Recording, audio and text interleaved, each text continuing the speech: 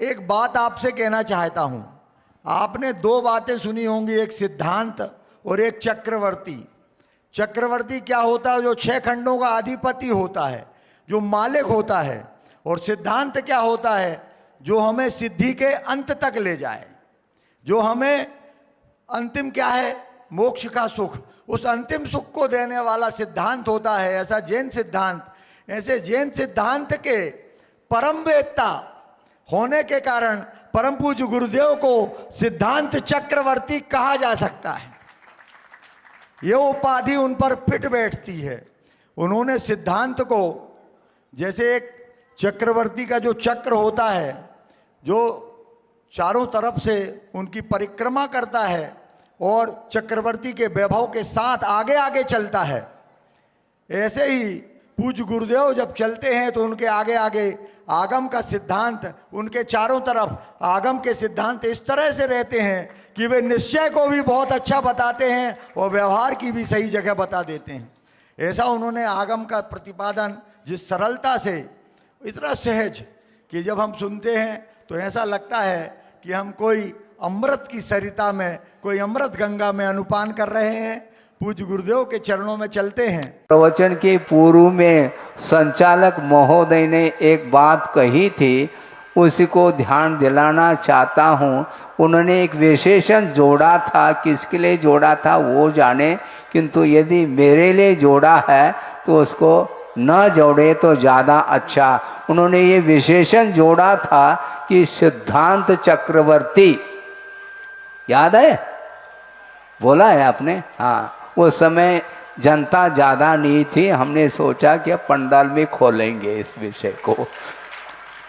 सुनो, ध्यान रखो, गुरुदेव के साथ आप एक नहीं अनंत विशेषण जोड़ें, क्योंकि अनंत विशेषण जोड़ने की योग्यता उनके अंदर है। हमें विशेषण की आवश्यकता नहीं, हमें केवल गुरुदेव को स्मरण करना है, उनको हृदय में बिठालना है।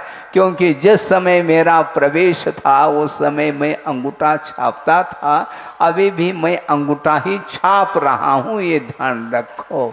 हाँ, क्योंकि धीरे धीरे ज्ञान का विकास होता है। गुरु के सामने हमारा ज्ञान क्या मायना रखता है? कुछ भी नहीं रखता। वो आंख बेच करके एक काय स्वर्ग में यदि सभा में खड़े होकर के कर ले तो उपदेश की कोई आवश्यकता नहीं पड़ती, ये ध्यान रखो। और हम माइक हिला रहे हैं, कोई सुन ले तो अच्छी बात है, नहीं सुने तो ओम शांति करेंगे। हमारा भाव है कि विशेषण साधु के लिए नहीं लगाओ। जो आचार्य, महान आचार्य हुए हैं, उन्होंने 50-55 साल में जो इस युग को, जो विश्व को जो प्रकाश दिया है, उस प्रकाश में हम और आपको चलना है। मुझे प्रकाश देना नहीं, क्योंकि सारा का सारा अंधकार उनके प्रवचनों के माध्यम से, उनके आशीर्वाद, उनकी चर्या के माध्यम से सारा का सारा विश्व प्रकाशित हुआ है। जिस प्रकार उनकी चर्या, उनकी साधना निरंतर करते रहे, उसी प्रकार मेरे भीतर भी वह शक्ति आ जाए। तुलना तो मुझे करना नहीं है, किंतु उनके करोड़वा अंश नहीं, अनंतवा अंश भी मेरे अंदर वह रत्नत्रय को पालन करने की शक्ति प्राप्त हो जाए थोड़े बहुत। क्योंकि रज तो रज हुआ करता है और रज दिखाई नहीं देता, परमाणु भी रज की भांति हुआ करती है। इसलिए गुरु की साधना के सामने हमारी कोई साधना नहीं रज की भांति हो सकती है।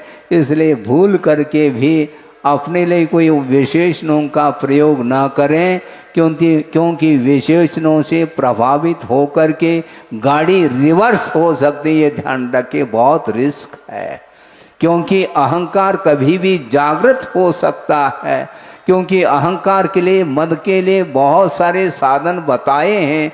ज्ञान है, पूजा है, कुल है, जाति है, रूप है और रिद्धि है, तप है, ये सारे सारे मद के लिए कारण हो सकते हैं। मुझे बड़ा विस्मय होता है कि रत्नत्र की साधना के माध्यम से रिद्धि उत्पन्न होती है, किंतु वह रिद्धि को लेकर के भी मद जागृत हो सकता है। और मद आ गया तो ओम शांति होगी, क्योंकि सम्यक दर्शन मलिन होता है तो मद के कारण होता है। इसलिए आचार्यों ने कहा, गुरुदेव ने कहा, बहुत सावधानी के साथ चलना।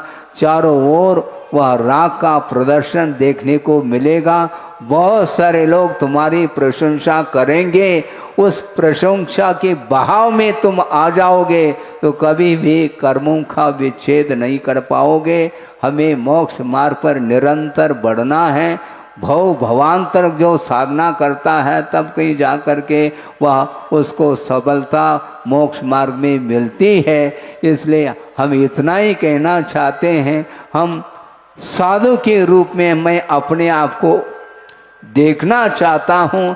ये बात अलग है, व्यवहार की दृष्टि से गुरुदेव के आदेश से जो कुछ भी हुआ है वह अलग विषय है, किंतु वह प्रवृत्ति के अपेक्षा से वह भी आवश्यक होता है। मार्ग सुचारू रूप से बना रहे ताकि भविष्य में मुमुक्षु भव्य जीवों का भी वह मोक्ष मार्ग पर चल करके आत्म कल्याण करने के लिए वह मार्ग प्रशस्त बना रहे। उस उद्देश्य को लेकर के ही आचार्यों का एकमात्र भाव रहता है। अनुशासित हो करके मोक्ष मार्ग पर चलने के लिए एक प्रकार से ये व्यावहारिक ये पथ मानना चाहिए, किंतु वस्तुतः प्रत्येक व्यक्ति को साधु पद के साथ ही निर्वाण की उपलब्धि उनको होती है। ज़्यादा समय नहीं लेते हुए इतना ही कहना चाहता हूँ कि भविष्य में कोई विशेषण न जोड़ें। बिना विशेषण के आप जयकारा लगाते हैं तो कोई बाधा नहीं। इतना ही कह करके इस विषय को मैं पूर्ण करता हूँ। अहिंसा परमो धर्म की जय।